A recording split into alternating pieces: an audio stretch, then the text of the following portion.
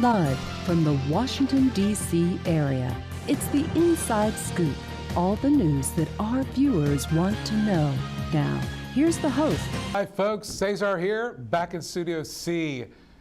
We got a special night tonight. Thank you for joining.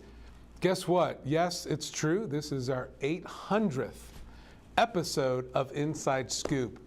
It's been a long time. We're going to take some trips down memory lane with some special guests and discuss the local stuff happening right here in Northern Virginia. But first, I wanted to bring in my special guest host for this evening, one of our newest hosts, Mr. Russell Brooks. Sir, thank you for co-hosting. Well, Cesar, thank you very much. It's a pleasure to join you on this very special occasion. I feel like we got dropped in here and just we're making history. Well, we are making history. Yeah. Hopefully we didn't just get dropped in, but nevertheless, it's going to be a special night, and I'm glad to be a part of it. Absolutely. Before we get into kind of like the history of the show, I just kind of want to like level set where we are here in Northern Virginia, where we are in Fairfax. Elections passed. We're looking forward to some interesting times. What's the top thing on your hot list? Like, what are you going to be watching over the next couple of months and years or so as this new administration rolls in? Well, that's a really tough question, but I think we are already seeing some of the trend lines that will be worthy of our focus over the next few months. One, Donald Trump, the president-elect, has selected his cabinet. He claims that he will put into action the things that he promised over the course of the campaign. That's what he said. We know that oftentimes politicians say one thing and they do something else. Well, we'll see if he can actually do the things that he has promised. Will we see mass deportations? Will we see this reduction in government employees as they attempt to make it more efficient? Yeah. Will we see tariffs?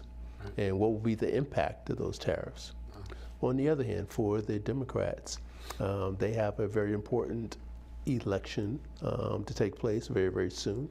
The selection of a new chairman of the Democratic National Committee. And I think that's going to set the tone.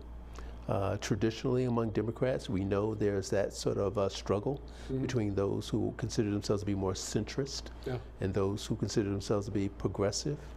Without a doubt, when you lose, those fights come out into the open, and we're going to see that battle take place, and let's see who prevails. Yeah, so let's kind of double click on that. That it wasn't like a close loss. It wasn't by a field goal, right? It was a couple touchdowns, right? I mean, it was. Yes and no. Okay, all right. We see that the popular vote was not as large a margin as we thought, but we also know that close only matters in, what do they say, horseshoes and hand grenades. That's right. So she lost. Yeah. Okay? Yeah. And in terms of the electoral count, it was massive. But I say, because I have a few gray hairs, I've seen this before. I see how parties react when they lose. And of course, for Democrats, they like to engage in the circular firing squad. But on the other hand, at some point, they get it together. And we know if a spectacular candidate emerges, whether it be a Barack Obama or prior to him, a Bill Clinton, that changes everything. Now, whether we have one of those in the wings, we don't know yet. We know we have a strong bench, but we'll have to see what happens. So on one hand, it's a loss. We should take it seriously and really work to figure out what went wrong. But on the other hand, I wouldn't exaggerate it. I don't think that all is lost. I just think we need to get to work. Okay, a lot of people did not vote. A lot of people weren't inspired. A lot of people didn't feel compelled or felt connected enough to the Dems to actually come out and vote. And you saw that from top to bottom. At every locale, every state, the turnout was down. That is not a trivial thing, right? So the impact was, 12 million nationally, 12 million less votes than what Biden got in the last presidential for Democrats? You're absolutely right. There was a downturn in the number of people who turned out. I don't think at this early stage we quite know all the reasons for that, but it was real. But let's think about some of the things that we know contributed, okay? We know that the party found itself in real turmoil when its candidate dropped out with only 100+ days to not only select a candidate, but then to run a national campaign. We know that this truncated campaign only focused on a few states. Unfortunately, that left a lot of people who felt totally disconnected from this campaign. I think that was a problem. I think we also know that some of the traditional groups that Democrats count on didn't feel that there was a compelling message to them. I think that too much attention actually was placed on the small margin of people from certain minority groups that were attracted to Donald Trump. In certain states, in certain counties, in certain precincts.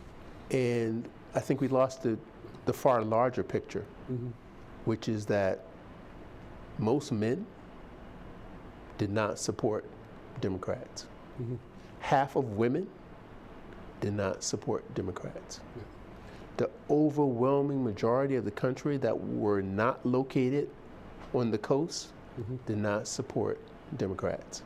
So let's forget about, in my opinion, this relatively small number of African Americans that supported Donald Trump when the overwhelming majority of African Americans did support the Democratic candidate.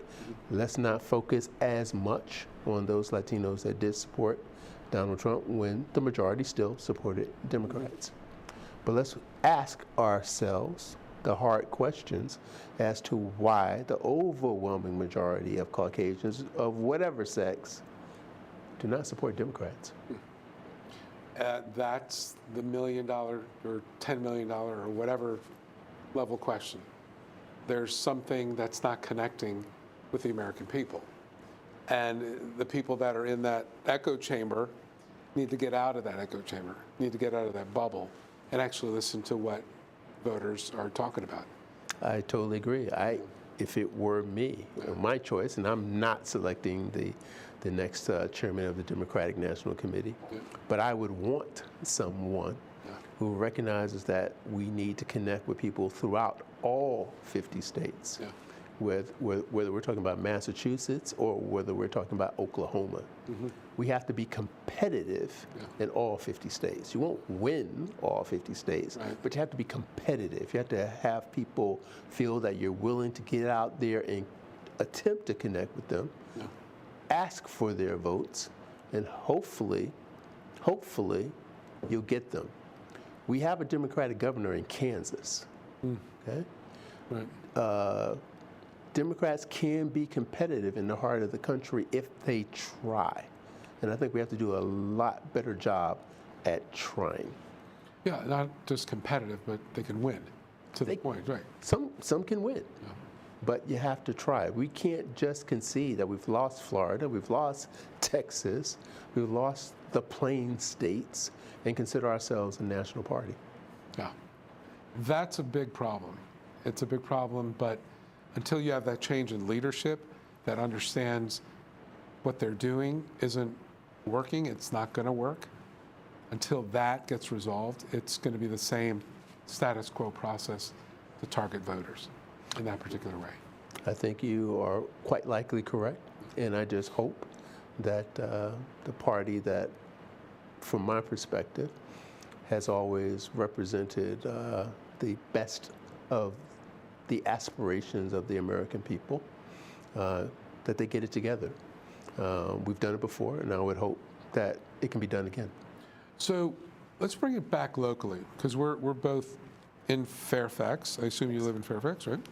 The local parties and the representation don't necessarily align with, and this is true in Herndon, where I serve, the demographics aren't represented in the leadership or the representation.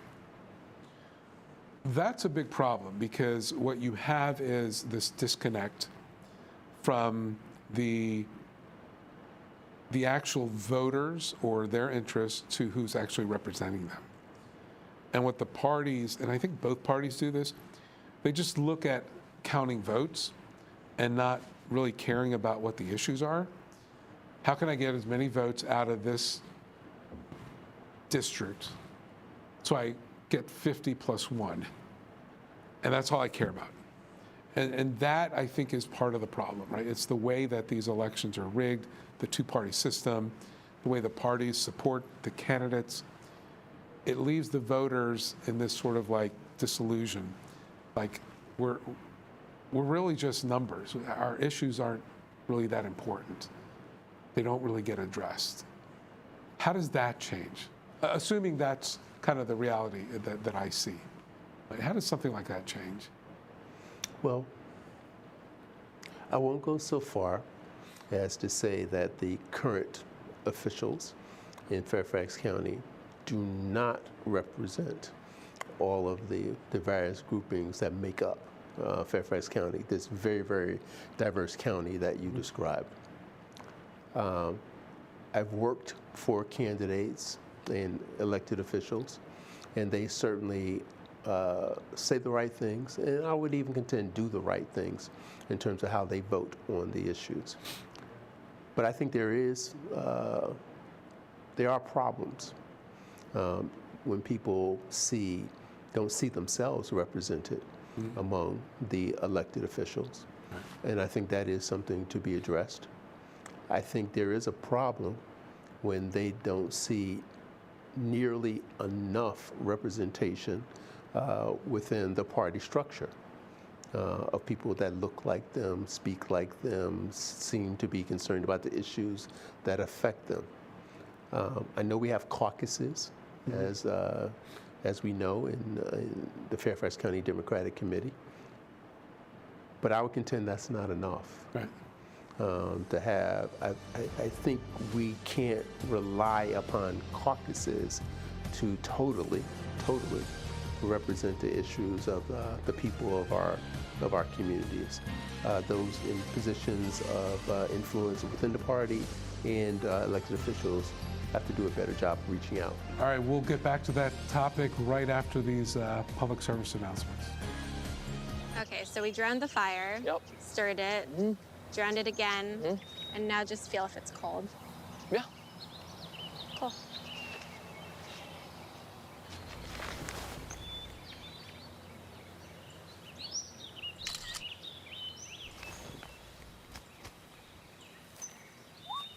Smokey just gave me a bear hug. I know. Already posted it.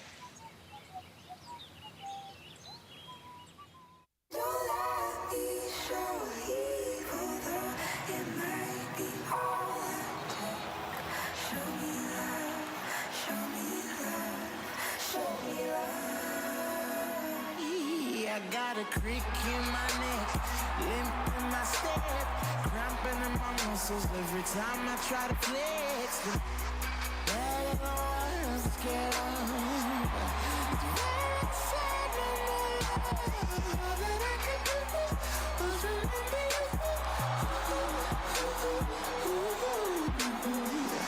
know I usually say no, but if you throw me love, I'll throw you some more.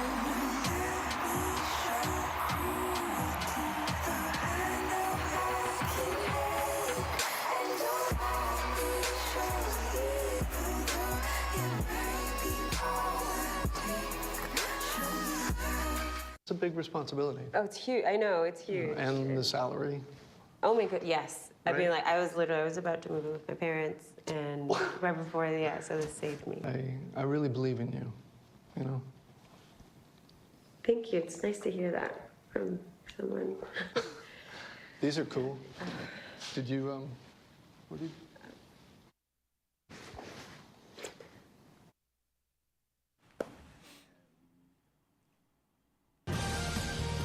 We're back to the Inside Scoop. Here again, your host. Hi, folks. Cesar here, back with you in Studio C. I've got a special guest host this evening, Mr. Russell Brooks, our newest host of the show on our 800th episode this evening. Sir, thank you for being here.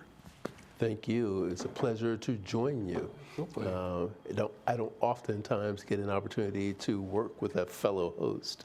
Usually, of course, there's a guest where we're talking about some particular issue of concern. So this is a bit of a treat, and I'm really enjoying my opportunity here on this 800th show. Awesome. What compelled you to be part of the sort of the crew, the family of the Inside Scoop? It's a great show, right? I mean, so. Absolutely. Possibly similar to yourself, I was a guest on the show. I was formerly on the History Commission for Fairfax County. I came on the show as a guest to talk about some of the things we were doing in the History Commission. And following the show, the crew suggested that maybe, just maybe, might want to think about coming on again if I had a particular topic that I was particularly interested in and wanted to share with the audience. And I gave it some thought. And full disclosure, I have a bit of a television background in that I used to work in that industry before I became a government employee. And so I thought about it a bit, and I said, I actually would like to do this. There are topics that I would like to discuss and share with the public, and fortunately, this show gives me the opportunity to do that. Just looking back on what you've done so far, what were some of the more memorable topics or shows you covered? I've done shows on affordable housing.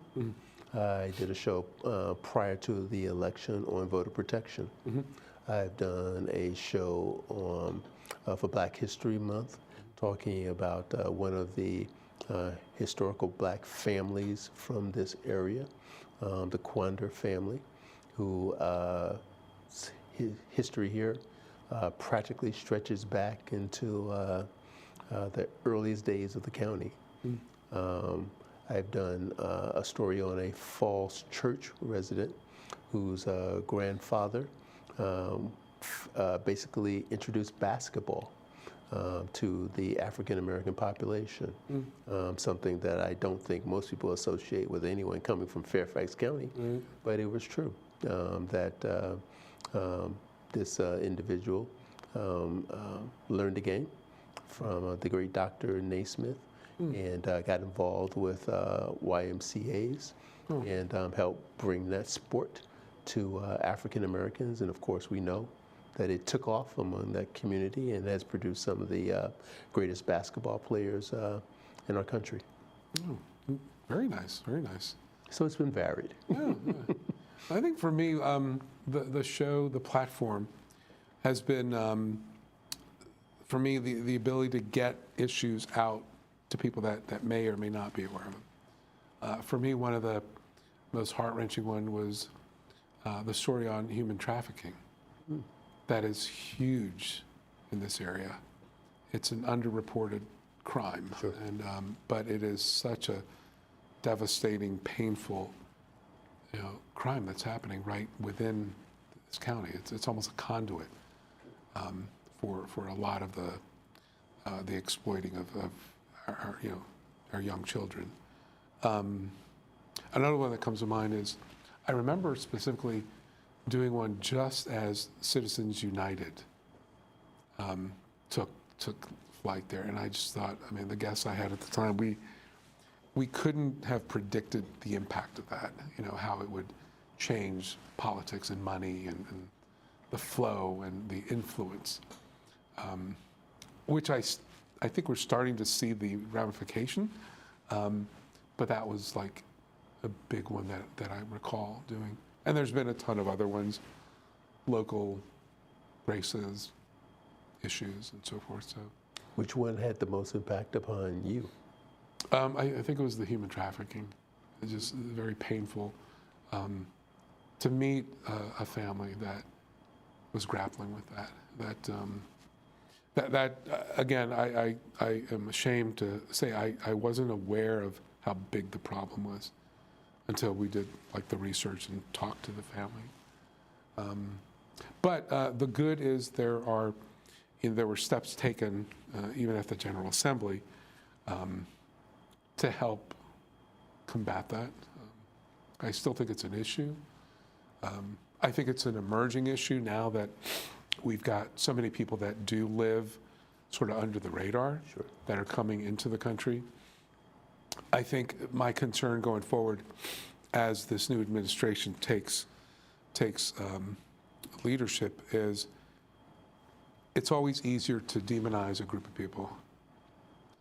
And it's easy to sell the idea that by giving up liberties for these group, I can ensure safety and security for this other group. That is my biggest fear over the next 4 years, that there's going to be a group that will be singled out, as it has been in history, that are somehow responsible for the ills of everyone else. And I see that emerging already. I see that happening, certainly locally. There's that weed that never quite goes away in our society. Well, not just our society, I think society is writ large. Yeah. I share with you the concern of what could happen to people in the shadows. Yeah. I think on one hand, we have a huge contradiction. We have a presidential candidate who claimed that countries were emptying their prisons and their mental asylums into our country, that it was a garbage bin for other countries. And utilizing that sort of rhetoric, you can justify separating families and putting kids in cages and all those sort of things. Yeah. But we also know that those people are working, picking fruit, working in meat packing plants, on construction jobs, doing housekeeping and for the hospitality industry. Literally, our country cannot function without them. I think we've seen evidence of that.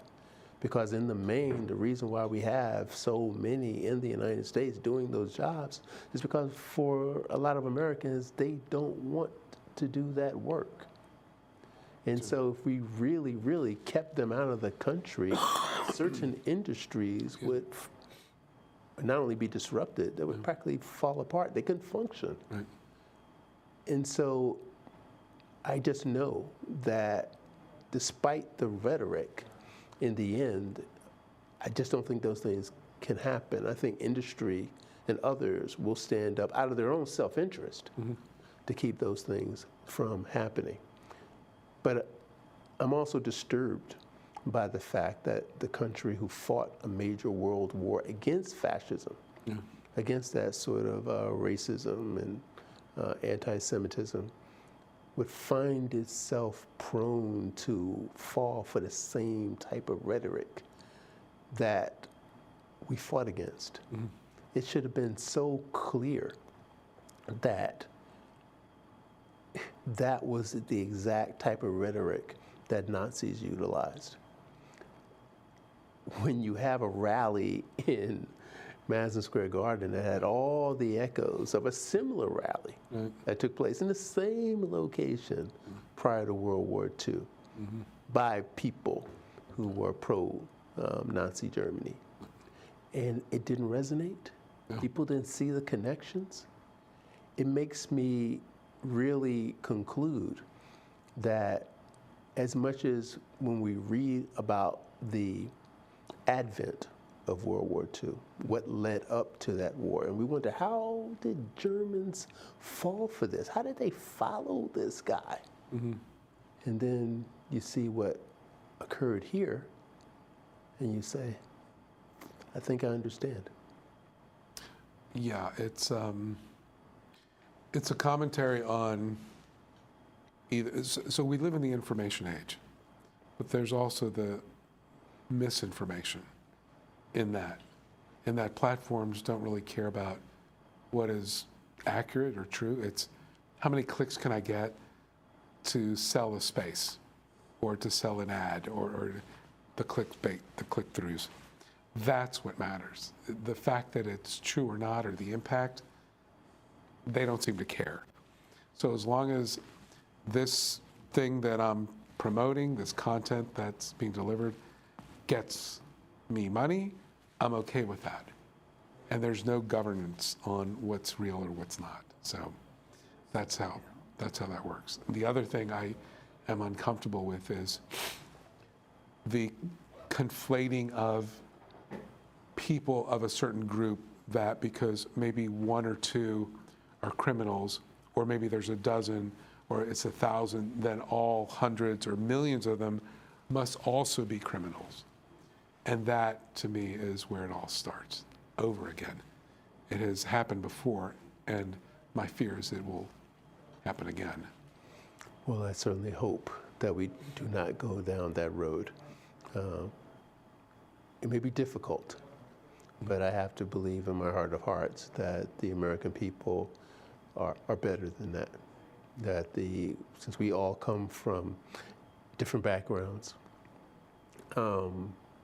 maybe prior to coming to the United States, but once here, we tend to share the same values, whether that's our respect for liberties and freedom, our desire to accept people for who they are and not necessarily where they came from or what their ethnic background or religion happens to be.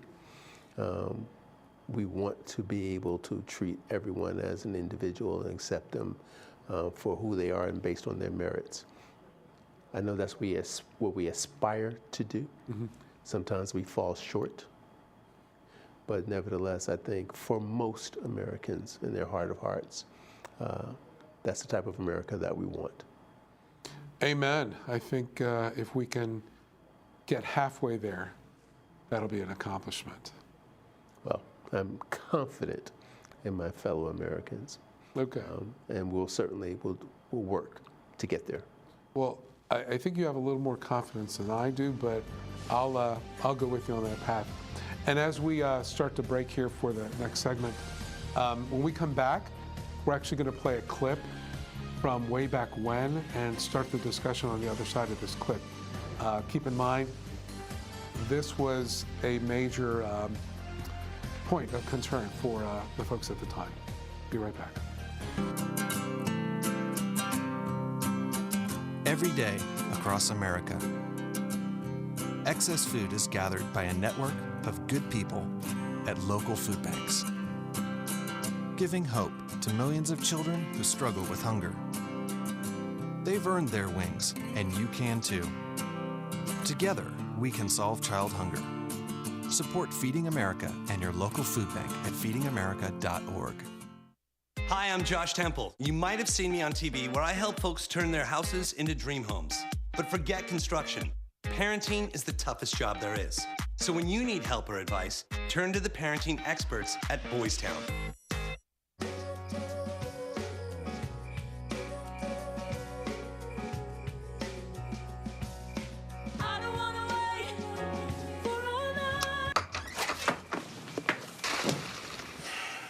I was afraid of that. Well, guess it's time to get you fixed. Your pets will start fooling around sooner than you think. Go on, get out of here! Accidental litters lead to millions killed in shelters each year. Help prevent more. Fix at month 4.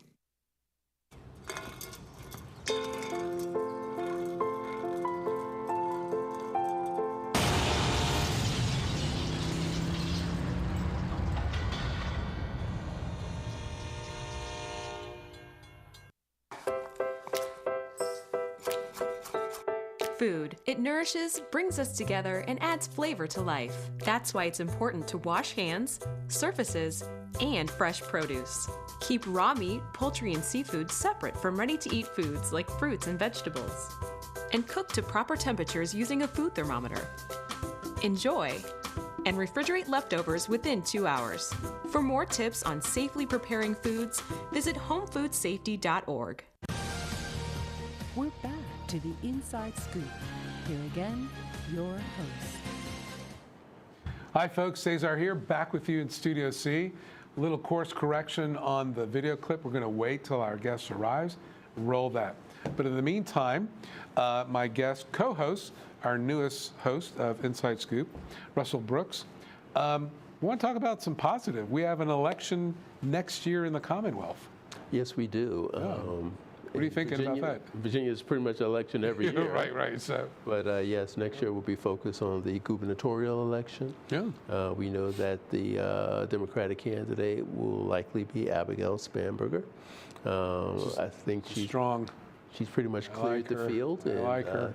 Full disclosure, I donated, so got to disclose that. Of course. And so she's going to be very strong. We don't know who the Republican candidate will be, even though I suspect Sears, the current lieutenant governor, certainly would like to be their nominee, but that remains to be seen. And despite the fact that Democrats did not fare well nationally, Democrats were particularly strong here in Virginia.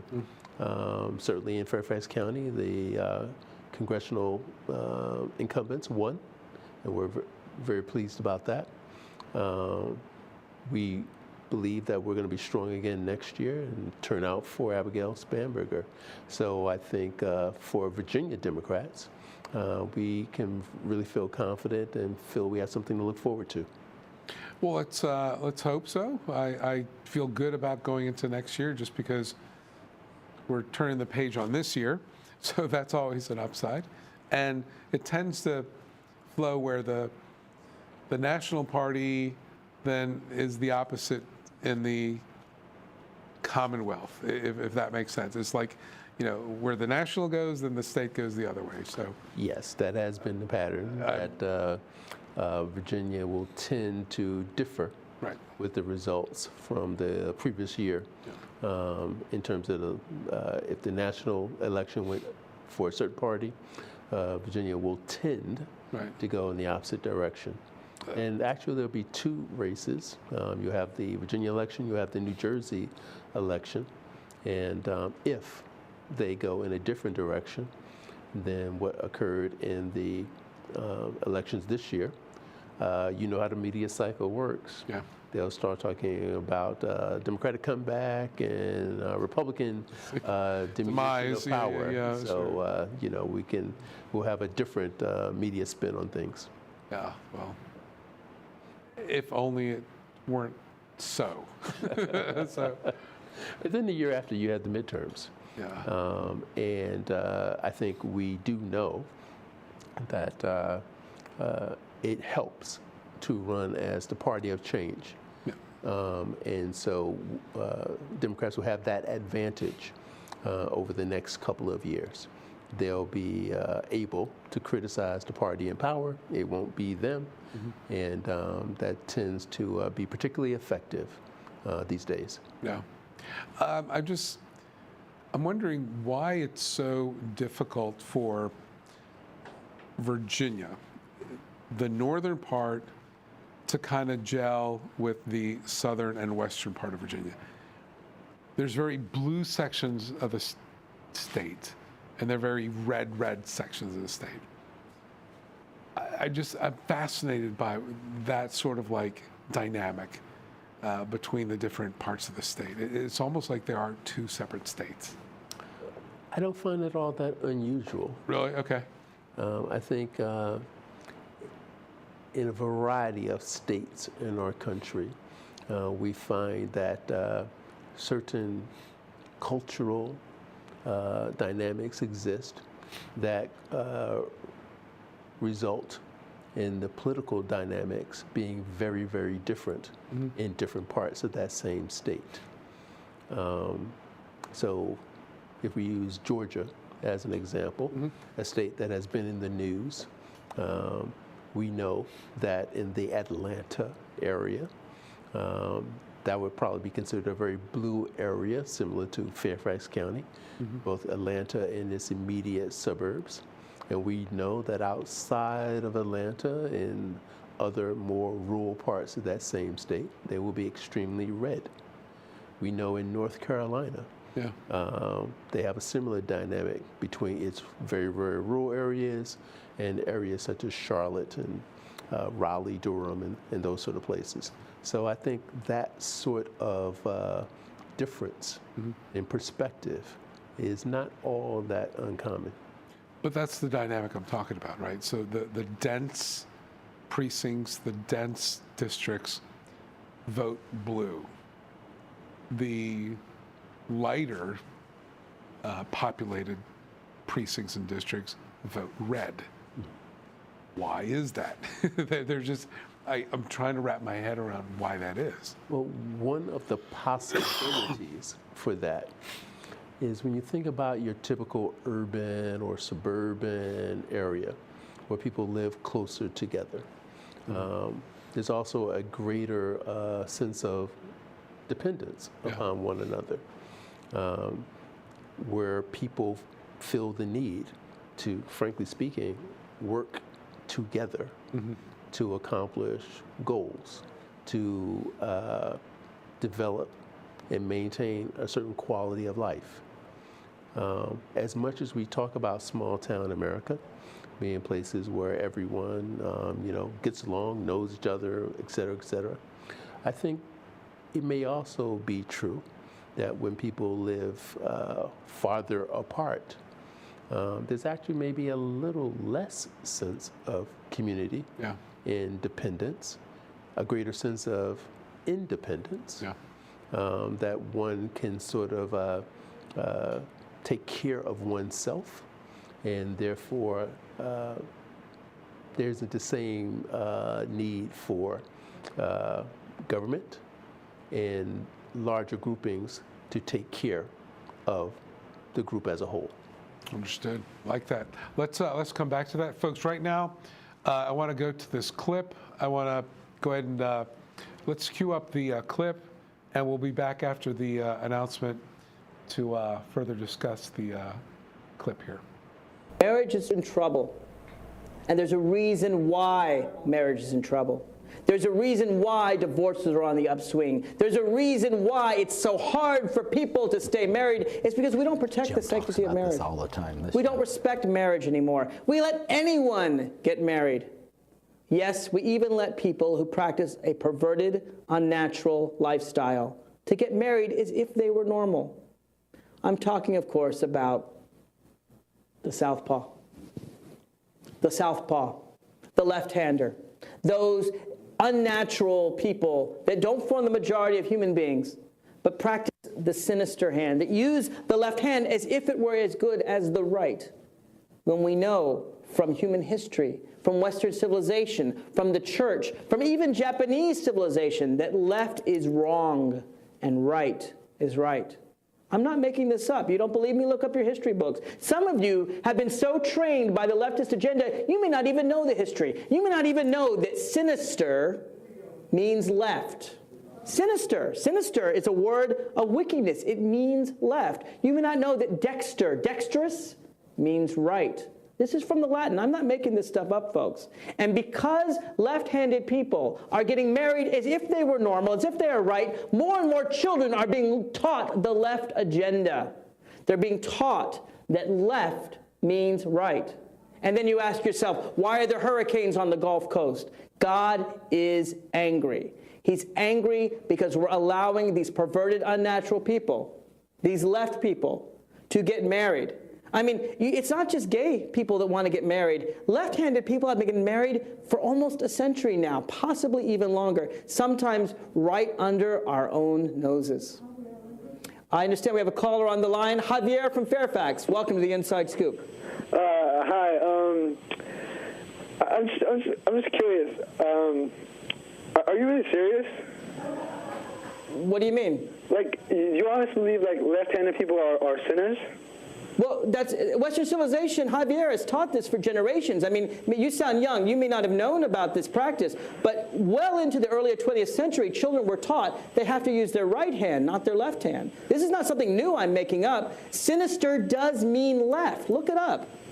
Okay, so you think all these left people are perverted, right? They're unnatural. There's a reason why the majority is right-handed. Oh, okay. Because I mean, this seems kind of crazy to me. Why? I don't really see them as I don't know. They're unnatural. Normal people are you right-handed or are you left-handed, Javier? I'm right-handed, but okay. A person born with I don't know, a certain kind of disability is unnatural too. But I'm not gonna. Well, I agree, it's a disability. I accept that. It's like alcoholism or being blind or being deaf. But people can be taught. For example, dyslexia, right? You can teach people not to be dyslexic. You can teach a left-hander to use their right hand. In fact, 100 years ago, virtually everyone born with this malediction was taught to use the right hand, right? Yeah, I guess so, but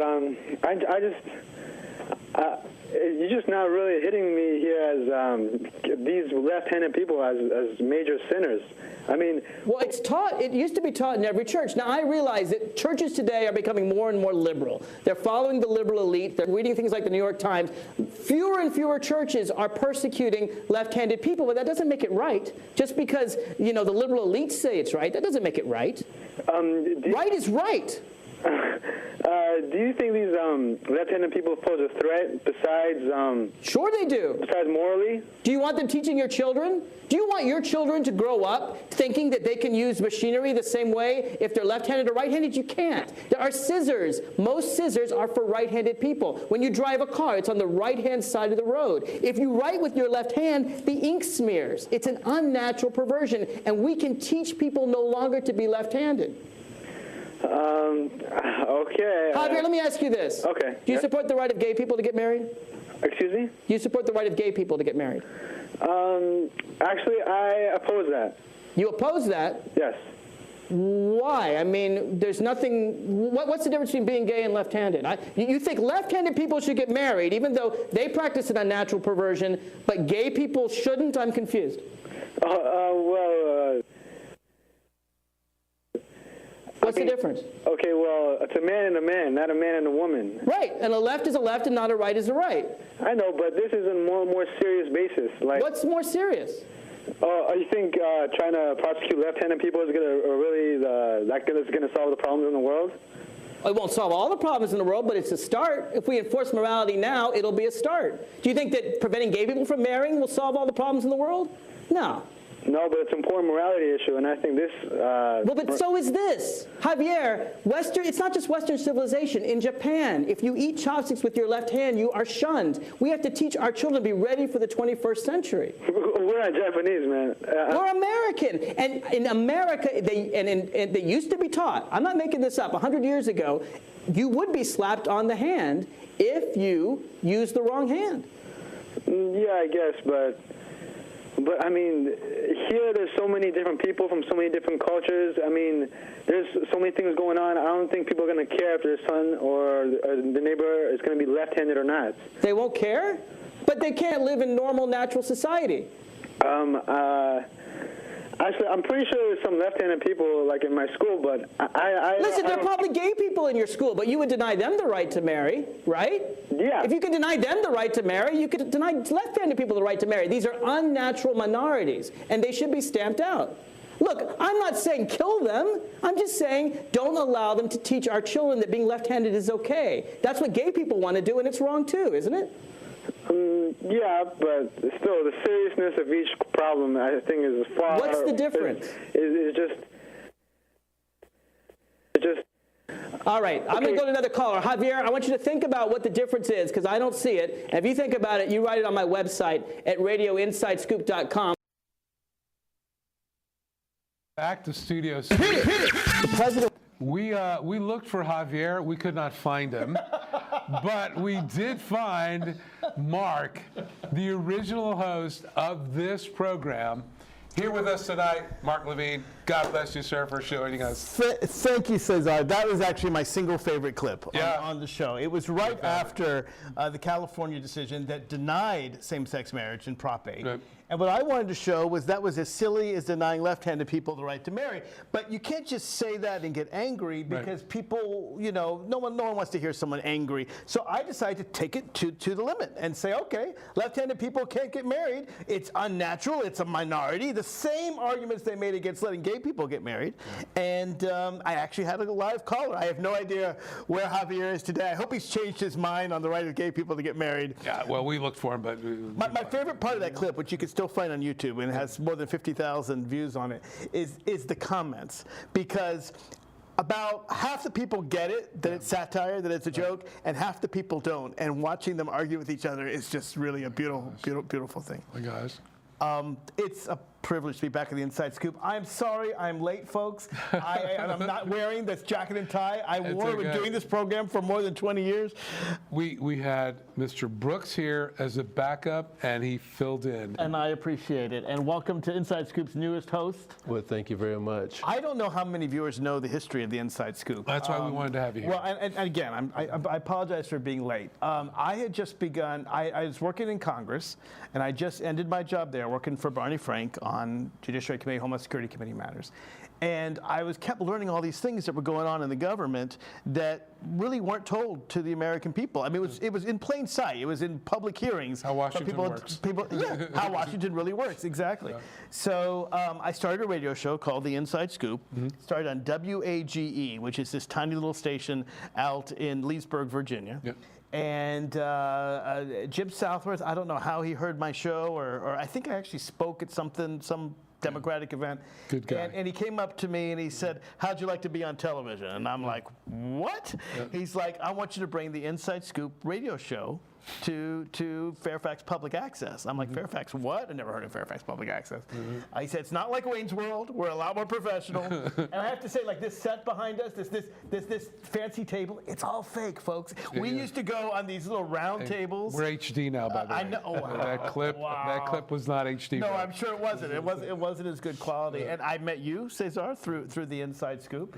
And I met so many people. I remember early on, it must have been 2005, I hosted a Lieutenant Governor Democratic debate. I think between, was it Webb and Wofford? I don't even remember now. But the funny thing is I would later run for that office and lose. But I did run for that office. I later became a Virginia delegate, and I knew a lot more about Virginia politics now than I ever knew hosting the Inside Scoop. But thank you for being our newest host, for carrying on this very long tradition. Yeah. More than 20 years we've been on the air. I understand this is the 800th show. 800th, which is why we wanted to have you in whatever form that was. Join us. As a mess. I got grayer hair certainly than I had. Who was that young man? As a fire. But I've always, for a long time, I had Mike Lane. I should mention his name because he was my Republican foil, and he and I would debate on the air. So point counterpoint. Absolutely, but I have literally done hundreds of shows. I don't know how many of the 800 I did. In the first few years, I did all the shows, and then we started bringing people on, and I was getting into politics, and it's been several years since I've hosted the show. But awesome. It has been a real pleasure. It taught me how to hit my time marks, hit my time cues, and roll clips. And so I should sit up straight. I usually wear a suit and tie. But so what do you think? Is this your first show? Or no, it's not my first show. I've done several, but I'm part of the rotating group of hosts that do Inside Scoop. And looking at that clip, we have some really big shoes to fill. Well, I had a lot of fun. And one of the things I learned a long time ago is that if you just come on air and say you're angry. Look, we all know Trump got elected. A lot of us are very nervous, very upset about it. But I've learned that mockery is more powerful than anger. Even self-righteous anger, even justified anger. It just doesn't hit the way, this poor guy Javier, and I have no idea who he is, and he was not a plant. This was a real caller. And he sounded like he was young. He was probably in high school or early college. He was opposed to same-sex marriage, and yet I made all the same arguments against left-handed marriage, and everything I said was true. 100 years ago, you were punished for writing with your left hand. It does mean sinister, and right is right. And you use all these sort of tautological arguments. I actually noticed because my grandfather was left-handed, but was forced to write with his right hand. Catholic schools, we got the whack. Exactly. So what I wanted to show is how something that was considered absolutely accepted wisdom 100 years ago is considered ridiculous now. And the irony is, at the time of this clip, which is I think 2011 or so, Javier's position was the majority position in America. Today, 13 years later, I think people see opposition to same-sex marriage, and it's just as ridiculous as opposition to left-handed marriage. But the clips like these were, and this was spread far and wide. And looking at today's arguments over transgender use of bathrooms, could you see something, in the years to come? Absolutely. Us being Americans, maybe traveling that same route, where today something that seems so outrageous, in quotes, to certain populations will become accepted years from now. I think trans people are exactly where gay people were 15 years ago. And when you think about it... So real quick, you should do another rant on banning left-handed bathroom use. Left-handed bathroom use, or maybe, I don't know. I think of the appropriate minority to ban from bathrooms. But dwarfs, maybe. What I was thinking is we would just start what the right wing wants. We would just talk about required genital checks. Like every time you go into a bathroom, there would be a monitor, and this is what the right wing wants. So again, you have to accept it. We need bathroom checks. Every time you walk into a bathroom, you pull down your pants, and depending on what you have down there, they direct you to which bathroom to go. Everyone does it, whether you're 5 years old or 95 years old. Again, and argue that this is what we need. This is the only way to keep trans people from infecting our bathrooms. We need a bathroom check. Now, it's going to cost a lot of money. It will cost trillions of dollars to have bathroom checks at every single public bathroom in the United States. But this is what Trump wants, and we have to do what Trump wants. He's our our president. And so in this case, I think that's the right argument to make. I think it was Nancy Mace more so than Donald Trump this time. This is what they want. They say you have to have the right gender. Well, how do they know what the right gender is? And they define gender by genitalia. Those who support trans rights say people can choose what gender, but they define it by genitalia. And of course, if there are people who are born, hermaphrodites with all kinds of things down there. But so I don't know what they do with those people. But if I were to make that argument with a serious face, and I've got to tell you, the hardest thing about that clip was not laughing. And if you look about 2.5 minutes in, there's this wonderful moment where Javier says, "Are you serious?" And I desperately tried not to smile, but you can hear, if you listen to the clip really carefully, you hear my whole crew. Rafael's back there.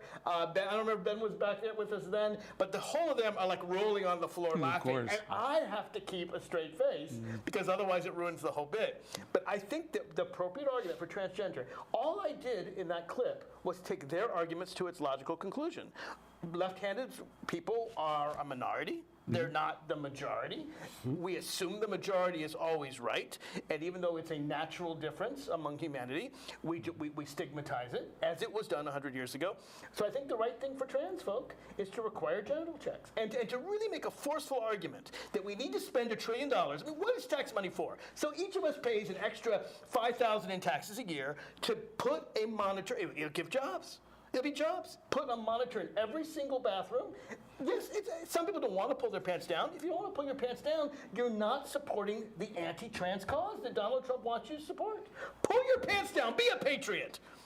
Okay. Right? I'm ready to make that argument. So let's patent that bumper sticker pull your tonight. Pants down. That's right. That's right. And bathroom monitors for every bathroom, because how are they going to enforce this law without genital checks? Yeah, I don't think they've thought through the they logistics. haven't, but that's the point. You have to take these arguments to their natural conclusion. And I think rather than say trans people are people just like you and me and deserve the dignity of humans, nobody listens to that. That's appealing to people's goodwill and common sense. No, you have to appeal to the mockery. You have to show them how ridiculous their ideas are, and that's how you show them they're wrong. And we were talking about earlier, you have to have a group of people that others fear, right? And then that is how you get people motivated, because it's a small percentage of a small percentage. It's about 1% of the American people. It's a tiny percentage. Why are we afraid of this? Why should I care? Because we can't pick on the larger percentages. So back when German and Irish immigrants were new to this country in the 1840s, there were laws. You couldn't hire them, and then they went after Jews and Italians. They've, of course, gone after African Americans, unfortunately, for 400 years. It's all about a minority. Now it's the Latino Mexicans. Well, that's exactly right. Latinos and Muslims, and so. But the irony is, there are some Latinos who voted for Donald Trump, even though he's the most immigrant-hating president. Now, I'm not talking. He won't deport me, though. Well, I mean, that's how people think. Well, that's right. And it's like, oh, he's going to deport those Latinos. But he might deport your cousin. Exactly. He might deport someone you care about. Right. And even if you don't know anyone who's undocumented, and most of us do, we just don't necessarily know that we do. The question is, our agriculture prices. Who's going to pick the vegetables? Who's going to be the maids in the hotels? Who's going to take the jobs that a lot of American citizens don't want that keep our economy running? Immigrants have always taken jobs at the bottom rung of the ladder. My great-grandparents did too, until they can work up and join the American dream. And again, I don't think people have thought this through. And that's part of what I tried to do on the Inside Scoop. Just take their arguments to their natural conclusion. I heard Donald Trump today is going to slap a 25% tax on food from Mexico and from Canada. And I'm thinking to myself, avocados from Mexico? I guess so. Tomatoes. Right. So here, there are people who voted for Donald Trump because they were afraid of high inflation. Joe Biden took the Trump inflation caused by the pandemic and brought it all the way down to between 2 and 3%. And now they want to skyrocket up to 25%. Well, just remember, Trump voters, this is what you voted for. You voted for high inflation. You voted to raise your taxes thousands of dollars in order to put millions of people into concentration camps. And you voted to increase your hotel prices and your food prices and to make them skyrocket. That's what you voted for. So you should enjoy it. You should enjoy the high inflation. That's what you voted for. And I'm just going to try to keep reminding people who voted for Trump that they're getting everything they voted for, including corruption. We have great corruption. We didn't used to have such corruption. But now you can pay to play. If you're a multi-billionaire and you want to, I don't know, make a deal with Russia and give away all our national secrets, you can do that now. Trump has given us the freedom to give to our enemies all of our national secrets. Why shouldn't Russia have a better military than us? That is why you voted for Trump, because you want our military to be worse than Russia, because you want Russia to bring back the Iron Curtain. You don't think it should have been torn down. You hate Ronald Reagan, you think he was wrong, and you want Putin to control Europe. That's what you get, Donald Trump, and that's why people voted for him. And this is why we've missed you so much. Exactly. Why did you ever stop doing this at school? I have to tell you something. I love my party. I'm clearly a proud Democrat.